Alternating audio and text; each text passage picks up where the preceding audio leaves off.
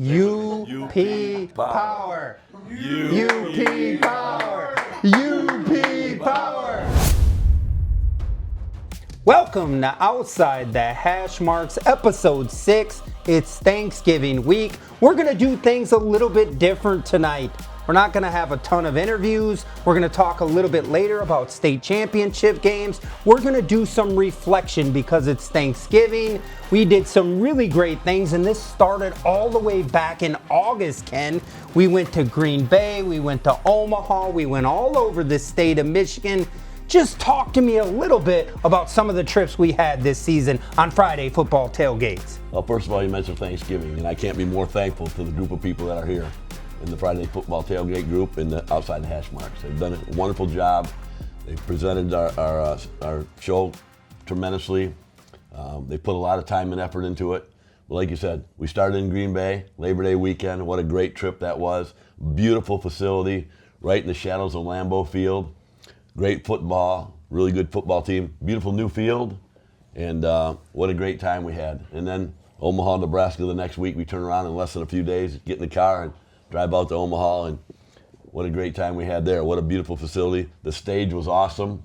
The food was great. The kids were great. The sponsorship was awesome. And Omaha High School Sport Network, I believe it was called, did a great job. Just a fantastic time. Then we came back to Michigan, right? Schoolcraft and Constantine. We'll talk about Schoolcraft in a little bit. Portage Central, Portage Northern, and then Lakeshore St. Joe. So lots of fun, great time. Very thankful to be a part of this program. Oh yeah, what we did this year, and we did it in a 15-day period where we went to Green Bay, then we went to Omaha, then we went to Constantine, Michigan, was absolutely incredible. We were all over the place. I had my driver, Goob, he was with me. 9-hour trip to Omaha. I mean, everything about this year just felt bigger and better and special. Notre Dame Academy played for another state championship last week. They came up on the short end against West De Pere, but what a great season. They had to move up from Division III to Division II. I know that was difficult. And then Millard South, we went to Omaha. That's one of the best teams we've ever seen, Wow. maybe ever in the country. They have Jet Tamala, Amarion Jackson. They're about to play for a state championship here in the next 5 minutes. I mean, we've seen some great football teams, some great tailgates. Just talk to me a little bit about some of those football teams we've seen this year. Well, just talent-laden. I mean, I'm going to start in Omaha because, what did we say, 12 or 13 kids going Division I. Jet Tamala led them going to Alabama. Great job. Now, then you go to Kingston Allen, who's might be the best running back we saw all year long, and he got dinged up a little bit in the state championship, and what a wonderful kid he was, right? I mean, we were so thankful to have him on the show a couple weeks ago, and the way he presented himself and he talked about his teammates and his coaches and his community, just a fantastic young man. And then you go to Schoolcraft in Constantine, and it's a different vibe. It's not that big thing in Green Bay, and just small town. Love Michigan high school football in that corner, southwestern Michigan. Great tradition, right? Schoolcraft shows that they're kind of making their way back. They kind of went under the radar all year long, right? Nobody was talking about them going to the state championship, but they've been there before. They were there. We're going to talk about them a little bit. In Portage Central, Portage Northern, probably one of the most electric places we were at the whole year long. And, we got a kid now he's going to Texas. Now he's going to Texas. I mean, Charlie Gillick's going to Texas. And then what did we have? Who else did we have? Help me out. And during the year? Yeah. We had Lakeshore St. Joe. Lakeshore That's St. Joe, right one of in the our biggest backyard. rivalries in the state of Michigan. So, I mean, yeah, we had a lot of really great games. We did 5 games this year. We traveled a lot. And we do have a guest on the show tonight. We also have a crowd here tonight. Yeah! Let's hear the crowd tonight. It's Friendsgiving for us, so we're going to enjoy the show. But we do have the creator of Friday Football Tailgates, Ryan Cheevers. He's going to be on the show. Ryan, talk to us about Friday Football Tailgates and then Outside the Hashmarks. We've been doing this since August. We thought after Friday Football Tailgates we were done, and then we just kept pumping out content. Talk to us about your creation. Well, I mean, if you think about last year, we did the 4 shows in 2024. It was like 3 in Berrien County, 1 in Cass County with Dowagiac, Buchanan, and so we had a small footprint last year, and this year, because of the demand from schools around the Midwest, I mean, we were in Green Bay, we were in Omaha, but we got interest from Florida, we got interest from Atlanta, from California, so the expansion was good, and we were a little reluctant to make that push to try to travel because we're limited on, all of our cars were probably packed full, like, when we're making these trips. I mean, we took a trip, my dad's here right now, and we took a trip across Lake Michigan on a boat, like, to get to Green Bay, over to Manitowoc, up to Green Bay. So it was so cool. I almost feel like we grew a little faster than we could probably handle, but we've got such a good culture and such a good group that I feel like we all adapted really well to that change. And then after the season last year, it was like we needed a couple months to recover in 2024. Those 4 shows were tough. This year, it's like, Brent comes to us and says, hey, what if we do this podcast to keep this thing going? And it's like, this is what we need. We knew that we had to keep things rolling to be relevant, and the fact that, I mean, you guys are coming in every week for this show it's helping, the big picture of what we want to do ultimately with Friday Football Tailgate. And Outside the Hashmarks is super fun because this is like very chill and very, very cool, and we're talking to some very cool people. So this whole experience has been great. It's weird that tonight we kind of officially end like the in-person stuff because football ends in Michigan this weekend. But I know that we're going to do some stuff this winter, but it's surreal. I mean, the last 3 months have been literally surreal. Let me ask you this. I remember the first time I met you, it was like April of 2 or 3 years ago when I was getting ready to retire. You walked into my office at Watervliet as an athletic director, and you said, hey, I'd like to present this idea to you, and we need some content because we'd like to cover your game next year. And I thought, this is pretty cool. I'll get you anything we can. You wanted to do the South Haven game at South Haven, but you needed content. So I asked you when we were done, I said, who's doing this show? And at that time you weren't sure. And I kept bugging you. But did you ever think from the time you walked into my office or even before that we would be doing what we've done? No, and I think it's important that we actually, have some perspective too. Like Brent and I, the way we got connected too, like, was so random. Like I think I was messaging him, and he was messaging me. Like we were on Facebook at the same time, and he messaged, and it was like, oh, he was like was on his page, and then I think it was probably a week later that, Brent came in to interview for the job to be a host. And when he left the interview, like walked out the door, I looked over at Kate and Randy and I said, all right, why are we wasting time here? Let's just hire him. Like we knew Brent was the right guy for it. And with you, it was, Brent had some experience with hosting and stuff, but you were retiring and we had met a couple times, and it's like Ken is a machine. Like we go to breakfast and everyone's walking up to Ken like, hey, Ken Dietz. And it's like, this guy knows football, he knows people. So it just made sense. And then Casey, we interviewed Casey. The schedule didn't work out, and we were kind of, I think, 4 weeks away from our first show. We didn't have a host, and she comes back around and says she can do the games, and it's just amazing how it all works out. And I'm glad we don't have to go back and do it all over again because I don't know how we did it, but for us to come together, I think the day before our first show last in 2024 was the first time we all met in person. Right. Like Casey was there, and then, you guys had known each other a little bit, but like we're doing a show the next day, and we're expecting you guys to be on stage to have this chemistry. I mean, it was a whirlwind, and that was the most stressful part. And you guys crushed it at that Niles St. Joe, our very first show.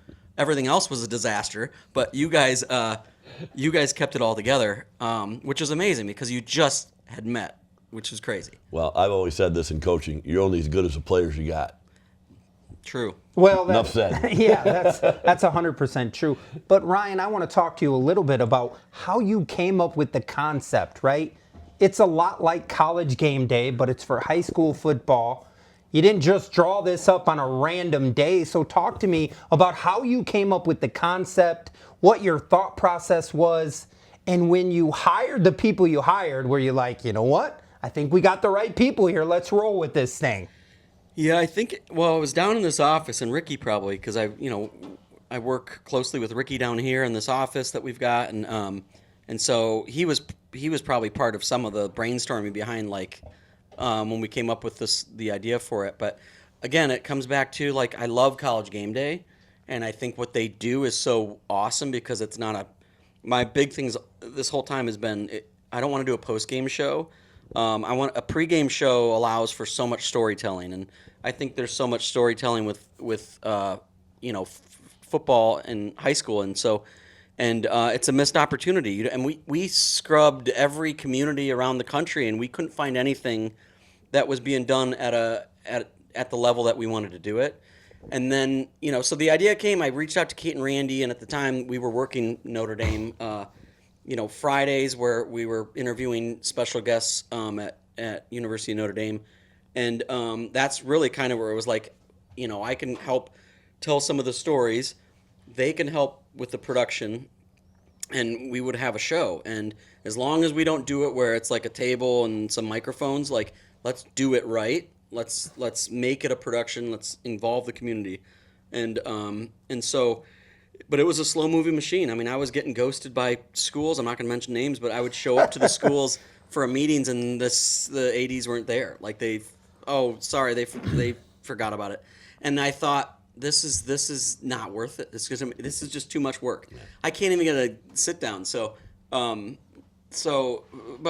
Kate and Randy were great along the way. We just grinded it out, and we knew if we got through the first season that we felt like we could get a second season, and then who knows what could happen after that. So I'm glad you mentioned stories because we told some great stories. You produced and you guys worked hard behind the scenes and prior to get those stories out. I think that's kind of gets pushed around the back a little bit because we're out front doing all these stories. But man, the stories in the middle are just awesome, and they're very touching. We've had some great ones. St. Joe, the kid that came back, and Coach Church came back on stage. That was very touching. Just really, really good stories, and I thank you for that. We're very thankful for your time and effort, and Kate and Randy and everybody to do that stuff, because you guys chased down some great stories. Yeah, I mean, you just have to ask questions, and they start like Millard South, in Omaha. We know that was the craziest going over to Nebraska, coming off Notre Dame. I don't even know, how we pulled it off, but or why we pulled it off. Yeah, right. Why we even tried to pull it off. I'm glad that we did. We pulled it off on a whim for sure, yeah. And it turned out pretty good. So. Yeah. And so, their cheer team at Millard South, we find out 2 days before Millard West. Millard West cheer team has won 31 straight state championships. Crazy. And 31, they've been around 31 years, they've won 31. And I'm thinking, we have to cover this. We have to cover this. So we filmed the day before our show, and we edited, and then we had the story. So it was those are the things that add the texture to what we're doing, because you can't talk for 60 minutes about X's and O's, and so you need some of that to fill it out, and that's the stuff that I really like to do. And another thing I want to highlight, because nobody would know this. I mean, we've had people behind the scenes do incredible work. I mean, you talked about your dad driving there and going across Lake Michigan. My mom came down from the UP, and she was here for 10 days. We drove to Green Bay. We drove back. We drove to Omaha. We drove back. And she's driving me all over the place. And I know Joel picked up and drove Casey all over the place. And, just so many people, Ricky, Goob, we talked about Goob, and we can't do this by ourselves, right? I don't, right? Agree? No, not at all. Can't. Oh, I know, and it's just, Joel picking up Kate. I think the Green Bay, and Joel is here. He probably could correct me, but I think I felt like he was going up to Green Bay, coming back. It was just a lot of running around, and then Ricky just kind of landed at Millard West High School or Millard South. He just showed up because we told him, and I don't think we checked in with him. It was he just showed up, and he did his stuff, and it was it's just been it takes a lot of people to do that, and we haven't had. I mean, we did this probably half the number of people we probably needed to do it. But it's been, but it's just fun to see the product out there, and then for people, especially that come on the podcast that say they love what we're doing, like that. That's probably the ultimate reward at the end of the day, is to get the respect from coaches like Justin Sasante at Detroit Catholic Central, that's like telling us that he loves what we're doing. Like that to me is the ultimate reward, which I think is very, very cool. Well, again, I'm thankful for what you've done and giving us the opportunity to do this. I know the needle's pointing in the right direction. I feel like we're going to keep this ball rolling. We have some people that are interested in helping us out, and if anybody else is interested, please contact us, because we'd like to continue to grow and highlight high school kids, high school programs that do so much for communities and their kids. So thanks, Brian, from the bottom of my heart for what you've done for me and for our cast. And thank you guys. This has been, it's just a family that we have, and it's awesome. It's super fun, and it takes all of us. And I know that, a year ago I wasn't sure what was going to happen this year, but I'm confident that we now have something that's going to be going for a while. So it's going to be great. Yeah, and we did a photo shoot this year, a video shoot. We did all kinds of great poses. Some of that stuff didn't make camera. That was probably good, but we did a lot of great stuff. We talked about Joel. We talked about Ricky, your dad. We talked about Goob. We couldn't have done it without them. But talk to me just a little bit, Kate, all the different things that she did, and Randy. I mean, you kind of created this show, but you guys kind of worked in a partnership to make this thing come to life. I know they're busy doing a lot of different projects, but just talk to me a little bit about Kate and Randy and all the different things they brought to the table. Yeah, I mean, they were the call that I made when, I was thinking through, like, what can this look like? And when I reached out to them, it was more of my vision of this was kind of like almost in a gym setting, sort of like a pep rally before a football game. And like, because I'm thinking like, well, we want controlled lighting, all that stuff. And so as we started talking more, it was, let's go the game day route. And it's like, all right, well, that's fine, but there's a lot of resources that we have to bring in as far as stages. And so it's going to change our budget and all that stuff. But Kate, I mean, you guys know Kate. She is one of the toughest people I've ever met. Her and I have we're kind of like a brother-sister combo right now, and so she's awesome. She's more creative than she thinks, but she is so thorough and such a perfectionist. And you're not going to necessarily see her out greeting people because she's focused on the job that we need to get done, and she's so good at it. And Randy is just kind of that big brain that, he can make everything. I mean, we had the show in Constantine where one of the fans bumped the receiver, but behind the stage we had no audio. And again, like this is one of those things where you have to have a good working culture. You guys reacted. We had nothing, and so we had to stop production, kind of halt. And I'm thinking, I mean, what if this doesn't get fixed? Like, what if this is it? Like, and Randy, no sweat. Like, I'm sweating, beads of sweat, and he's running over there, just quick MacGyver, boom, back. We're good. Like, so that's Randy for you. But again, he's also very creative, and he's in a way, we're all probably producers on this, but Randy it has been amazing. So. And they're busy production people. They're doing stuff all the time, and but I'm telling you, this show they love so much. This is like their baby just as much as it's mine. So. And we had other people, right? We had other stage hands and people behind the scene that came in, some volunteers from Lake Michigan College, and so I mean, like you said, it takes a lot of people to. It takes a village. Yeah, we had students from. Portage Central, Portage Northern actually sent some students over to help out, and it was great because I thought, man, we're dragging these kids over to help us, but they were like eager to be part of a production, right? Because we don't realize sometimes we're in the middle of things and we're in the moment and we don't realize that what we're doing is from the outside looking in is a much bigger deal, right. And so and Millard South, the students that we had there, like Taking were pictures so helpful. Yeah, they're good. So it takes a lot, and as we grow this thing, I'm hoping that we've got departments, and we've got a big crew, and we can look back someday and go, those first 2 years were what we needed to do to. I mean, we had to grind it out, and we had to. That whole saying of like first one through the wall gets bloody, and that's pretty much where we're at. And now I feel like we can really thrive. Yeah, and I think people need to understand it's live TV. There's no retakes. So I had never done that before until last year. Like understanding like, hey man, there's no retake. You either figure it out or you don't, because this is going on the air. So that was a bit of a challenge for me. But Ryan, my last question for you. You guys did something really cool this year. And I know you're a lifelong Bears fan, okay? And I know you bleed blue and orange and we're Bears people, but you got a chance to go to Lambeau Field. You got to hang out with the Packers. You got a chance to see Matt LaFleur and all the wonderful things they're doing in Green Bay, which is hard for me to say because I'm a Bears guy. Can you just talk a little bit about that trip and that experience and just how special that was? That was, when I look back, that was probably my favorite, just because, defending state champions.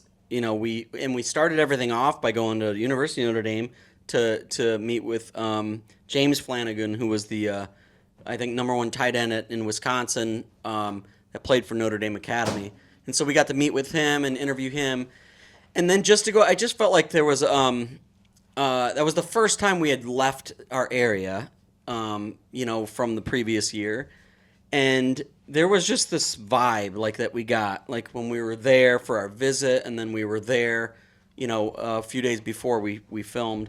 There was just this excitement around what we were doing, and I think that, not to say that we didn't get that the first season, but like this was something, a new community, and but the Lambeau stuff, like I gotta hate like the fact that they're so nice. Ricky and I, we talked about it when we went for that visit. It was just, we tried to upset people and say the wrong thing, and they just came back to us with like the nicest comments. And we got media passes, and we told people we were Bears fans, and they were just like, "That's great, golly gee," like. And I'm like, man, I can see why people love the Packers. And our Airbnb was, I don't know, like 400 yards away from Lambeau. And when you walk out our front door, you look over the houses, there's Lambeau Field. And I'm like, man, this is just so, this is Wrigley. This is kind of like being a Cubs fan. Yeah. It's that small sort of town feel, and old stadium. And, but with that being said, I hate them. I hate the Packers. Go Bears. It was super fun. Yeah. Me and Goob had a chance to go there with my brother, and we took pictures. Everybody was so nice. It was so hard to dislike them. Like we tried, but we couldn't. Everybody was nice. They were like, hey, we'll take pictures for you. Just an incredible experience. Ryan Cheevers, thank you so much for being on the show. There would be no show if it wasn't for you and Kate and Randy and Joel and Ricky and Goob and your dad and everybody else. And we appreciate every single thing that you have done. And hopefully we'll talk to you soon. Oh, yes. Thank you, guys. You guys are the best. You guys are the best. Justin, I want to talk about your football team just a little bit. You have one of the best wide receiver duos I've seen in the state in a long time.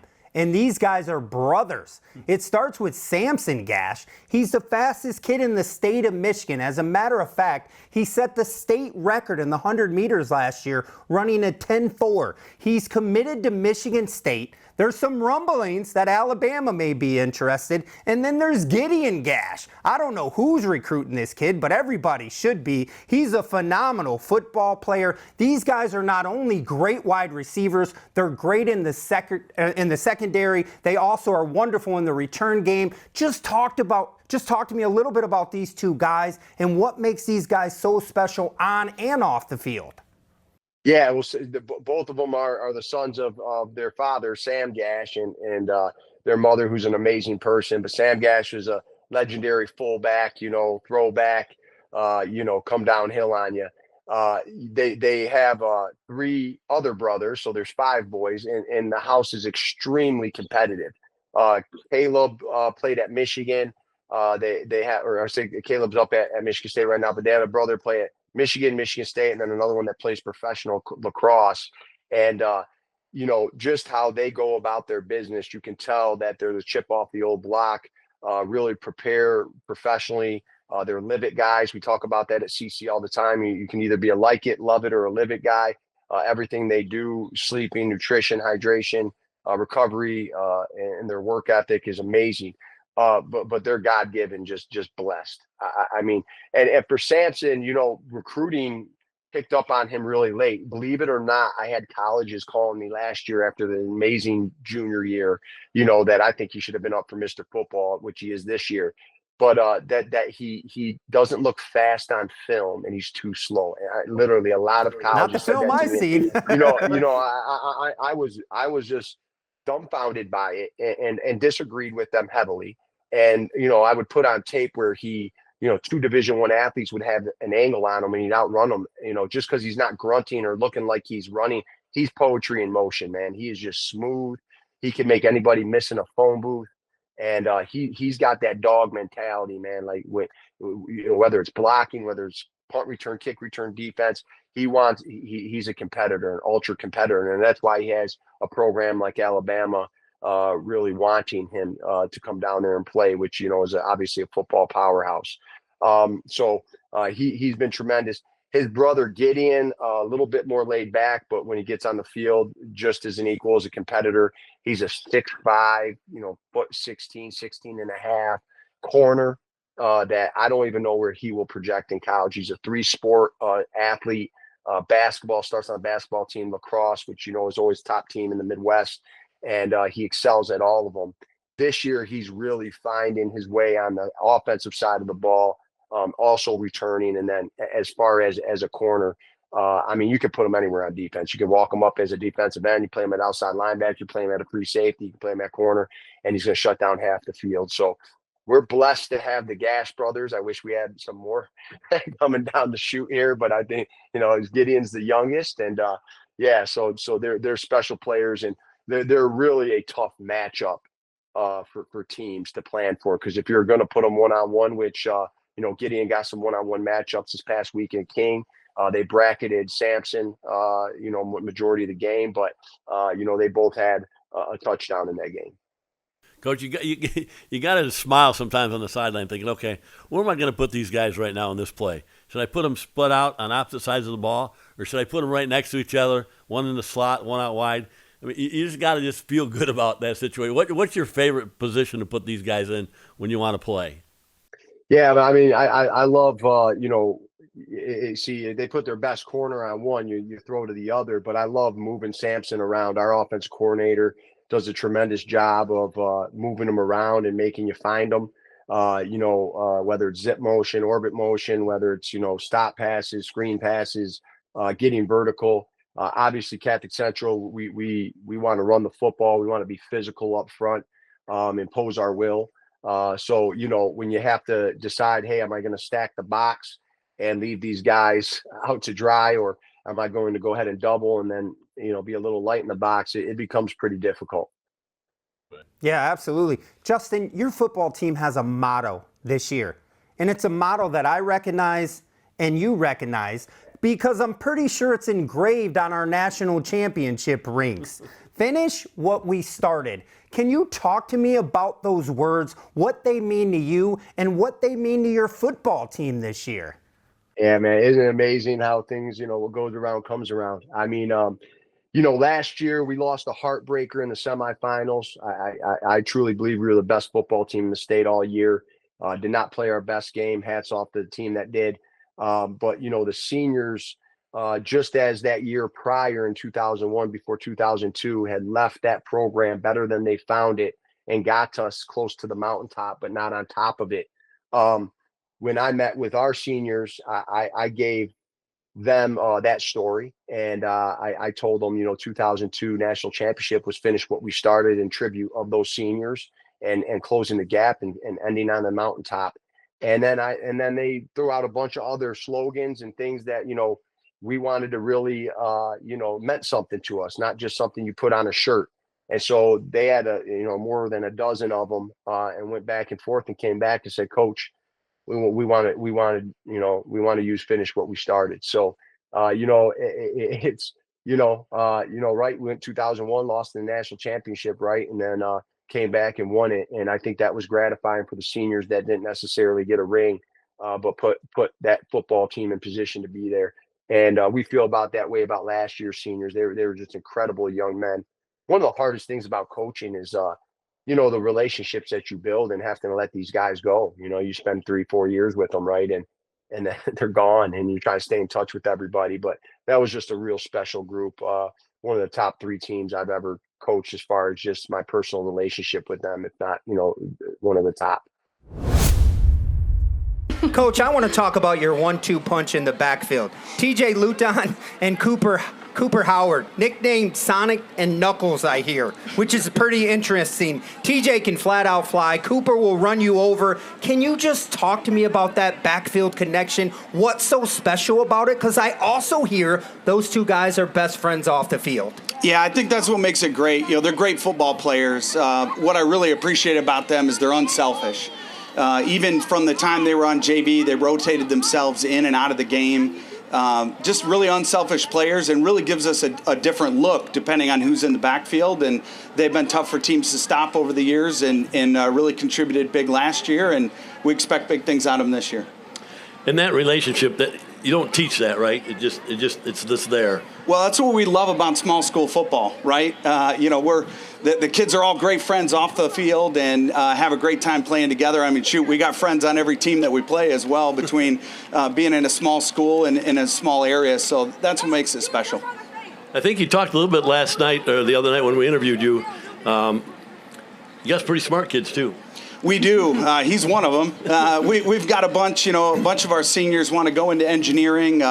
Very high grade point average on this team. We're really proud of their academic success in addition to their success on the field. Brayden, I want to know what your preparation is like this season, especially because it is your senior year, right? Does anything feel different for you as you prepare, and is there added pressure going into your final games? It definitely is a little bit more pressure. Obviously, as a senior, we want to be seen as leaders. Right. It's just a lot of people watching, a lot of people looking up to us, but it just feels the same. Just you're doing your best, yeah, right? You're just doing your best, thing, yeah. Just getting out there. We just bring the hits. That's all we do. Right. Do you feel more pressure on stage right now than you do on the field? I am feeling a little bit of pressure. My first interview. You're doing great. Sorry if I freeze up a little bit, but no, we threw you to the fire. Phenomenal. Thank you. Happens to the best of us, right? Yeah. Coach, I want to talk about your quarterback, Jack, who might better be known as your son. So I've watched the film, and he can sling the football a little bit. But what I want to know is what those conversations are like at home when you're watching film and he doesn't make the right read, and just how special it is to coach your son in a program that meant so much to you. Yeah, I mean, it's a great blessing to coach him. He's a great kid. Obviously, he's my son. I'm certainly hard on him, but he is probably harder on himself. He is a great student of the game, watches a lot of film, does a lot of study, knows more about the quarterback position than I know and can teach him. Just proud for his love of the game and how he gets after it and trains for it. But we try to keep things separate at times and make sure I can still be dad and not always coach. Yeah. Sure. Coach, I feel like a lot of people talk about your offense. You have a phenomenal offense. You guys are averaging 50 points a game. But I want to talk about your defense a little bit. You guys are only giving up a little over 10 points a game. Just talk to me how special that unit has been this year. Well, you have to compliment both sides. If you look at last week, our defense created 4 turnovers. There's been other weeks where we just get off the field after 3 and out, and that's a big deal. The last couple weeks, I think playoffs, you face new teams, you face new challenges. Opening round, Manton came in with the full house, which we don't see in the UP a lot. We usually do in the playoffs at some point because there's certain pockets everywhere down there that run it. But even if you're ready for it and you've coached against it, it's different when your kids get out there and have to get a feel for it. It took us into the third quarter to get a feel for that. Manton ran some clock on us and made us work. Offensively, we stayed successful, but we said, hey, defense, we need the ball in order to score. So they started doing that in the third quarter and on, and then things opened up. Last week, I thought took 2 series as well. I thought we were slow with some of our keys, even though we were familiar with the offense because they run some of the same sets we do. But, playoff football, different opponents. The nice thing is our coaches, they do a great job of in-game adjusting. I think we do a great job as a staff getting them ready. But our coaches also in-game, grab some kids, showed them some things on our huddle sideline. From that point on, I think the confidence grew, and it's sort of been like that all year. We find something that teams try something different, which that's coaching. They practice all week too, and then we have to adjust after that. And I think our kids, our coaches, as a team, we do pretty well at adjusting. That's awesome. Well, you're a special individual, Coach. I followed your story for almost 29 years as a graduate of Stevenson in 1982. So I know the history. I'm just so proud of you and so happy for you. Our kids in education need people like you, and our athletes need people like you. So the people you've touched over the years has been fantastic. It makes my heart good. We talked to a kid a few minutes ago from Green Bay, and just a great young man, a running back in Kingston Allen, and just to hear stories about people that are having success, coaches that are having success.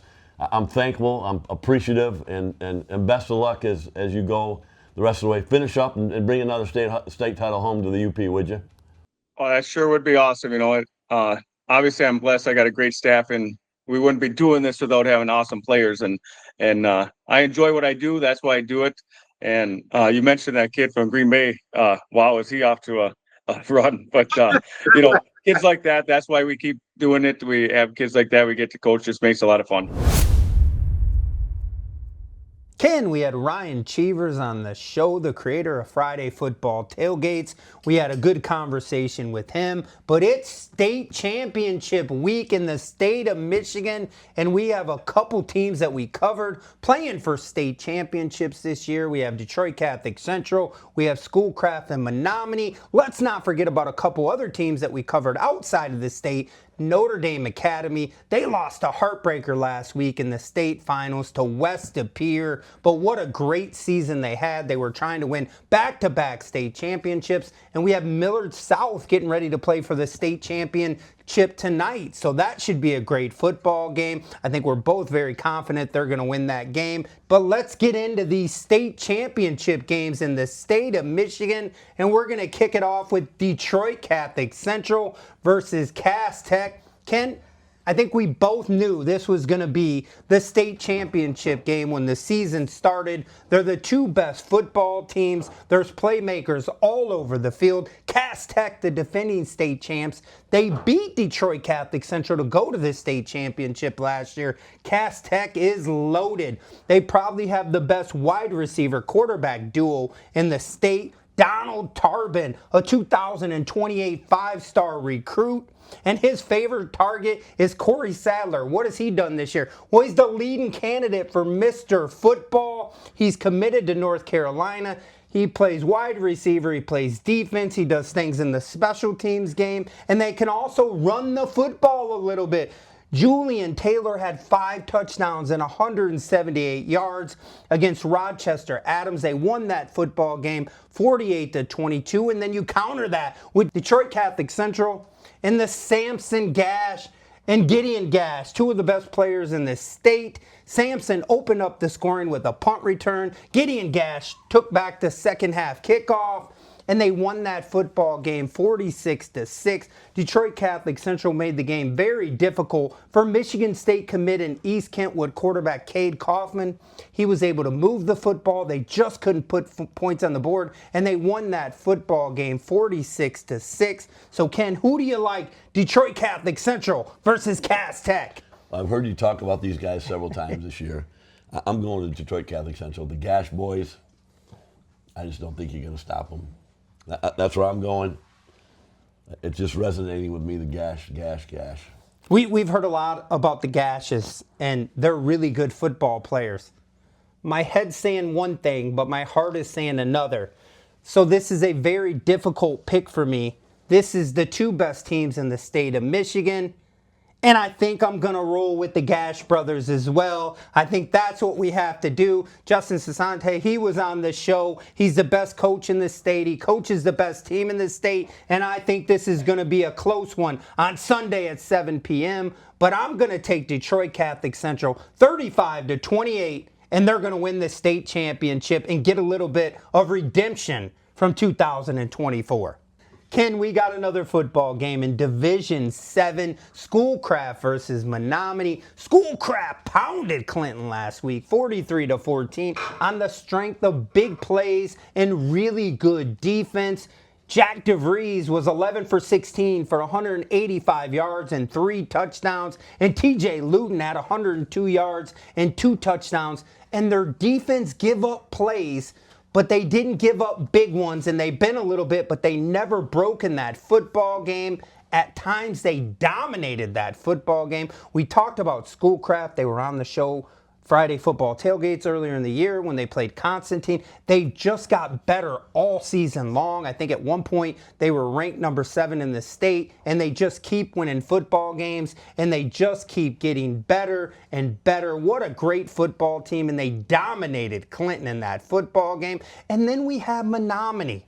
For the first time all year, Menominee was in trouble, and they were in real trouble. They were down 21-6 at halftime, and it didn't look good. They had 3 turnovers in the first half. We talked about that. They don't turn over the ball a lot, but in the second half, they were a little bit predictable in the first half, but in the second half, Tanner Turkoff started using his arm, throwing the football. They went away from the run game a little bit, and when he hit Dawson Bardowski with 28 seconds left in the game, for the first time, they were up 32-28, and the defense sealed it away. That was a matchup of 1 versus 2. Talk to me a little bit about Schoolcraft and Menominee. Well, let's go to Schoolcraft. Like you said, they were on the show earlier in the fall, and they did. They just kept getting better. You know, they were back in the state championship, I think, in the semis in 2022 and 2020. So they've been lingering around.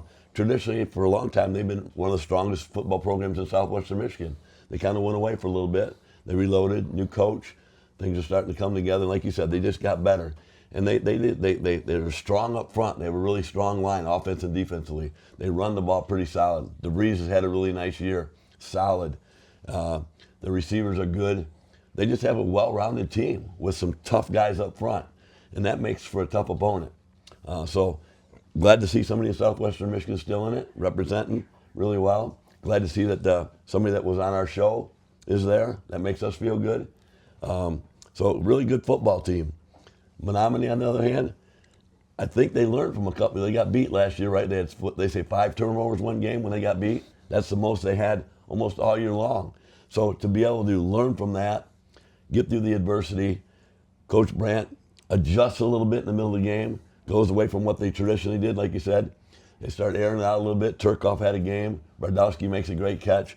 And then here they are, back in the state championship from where they were 2 years ago. Well, and let's give that defense some credit, too. They struggled in the first half.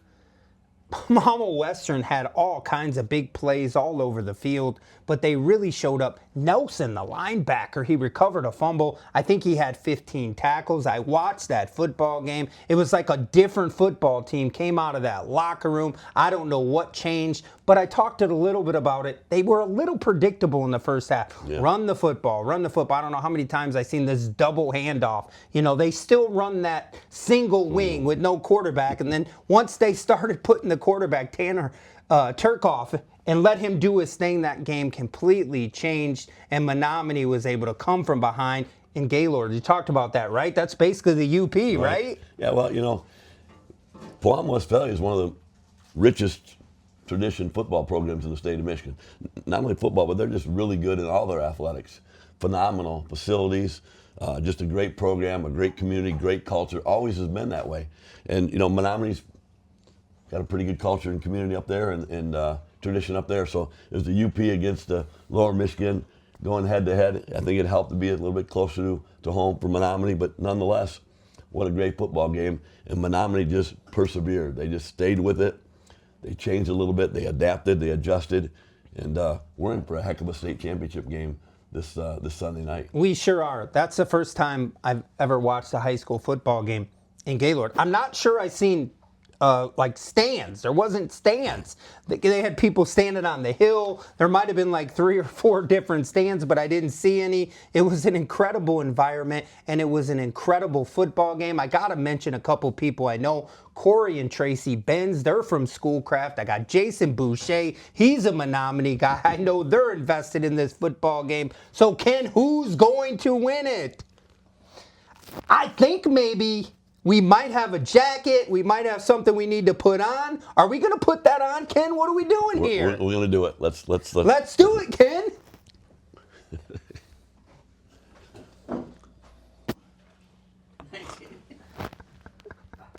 I love this. This is great. So here's my prediction, Brent. 1981 Class C state championship. Stevenson Eagles. High school jacket, t-shirt, right? Let's go. Why do I bring this up? Stevenson's had state championships in their career. 1956 state championship basketball. 1981, the team that I played on, state championship basketball. What's the connection here? Coach Brent coached at Stevenson, and they let him go. They said he wasn't doing a good enough job, and they sent him away. 9 years ago, he went to Menominee. He spent 5 years as an assistant coach. This is a guy that coached 20 years for Stevenson. Did a great job there, had some good teams. So he goes to Menominee, assistant coach. 4 years ago, he becomes the head coach. 2 years ago, they go to the state championship. Where's he at now, Brent? He's at Menominee. In the state championship again, In the right? state championship again. So, my prediction, it's time. Coach Brent's going to bring another state championship home for the Menominee Maroons. And he's got a little bit of Stevenson Eagle in him. There's a connection there. I'm happy for him. I'm proud of his kids. I'm proud of Menominee County. UP Power. UP Power. Say it, Brent. UP Power. UP Power. UP Power. Well, Ken, I hate to put the damper on some of that UP Power, but there is a football game that has to be played, and Schoolcraft's really good. I love the get-up, by the way. The collars, it's been through a few battles and maybe a few washes, but you're looking good. Looks like it could never fit better. But Ken, I want to agree with you. I do. I want to take Menominee to win this football game. Schoolcraft showed me something a little bit different. They were able to control the ball, they can throw the football, they can run the football, and they might do both better than Menominee. I didn't think this was going to be a thing, but I think I'm going to... No, I'm not picking Schoolcraft. We're going to pick Menominee to win this football game. They're the best team in this state. They've been the best team in this state, and Menominee is going to win this football game 35-21. It's been a great year for Schoolcraft, but it's the end of the line, and let's go Maroons. All right. Well, Brent, listen. Great job. Great show. Thanks to our people that watched. Thanks for the people that supported us. Thanks to the people that sponsored us. Thanks for our cast. Thanks for our crowd. Thanks for everybody on Friday Football Tailgates and Outside the Hashmarks. We're thankful for them. Have a great Thanksgiving. Enjoy, be safe, and be nice. It's been a phenomenal run. And like we said, we started doing this in August, and it's time to bring the family in. Let's go. Everybody get here. Everybody get in on the camera.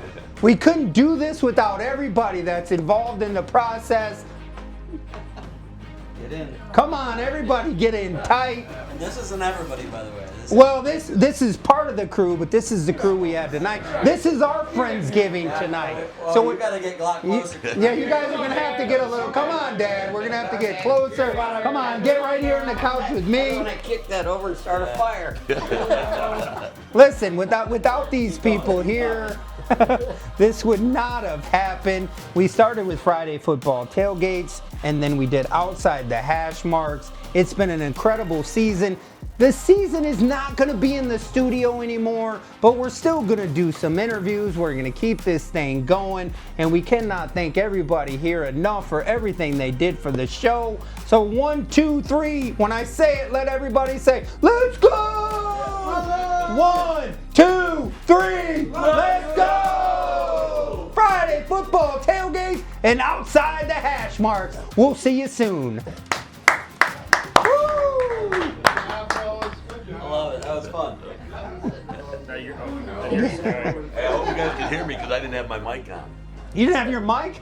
Ken, we got a Jesus Christ.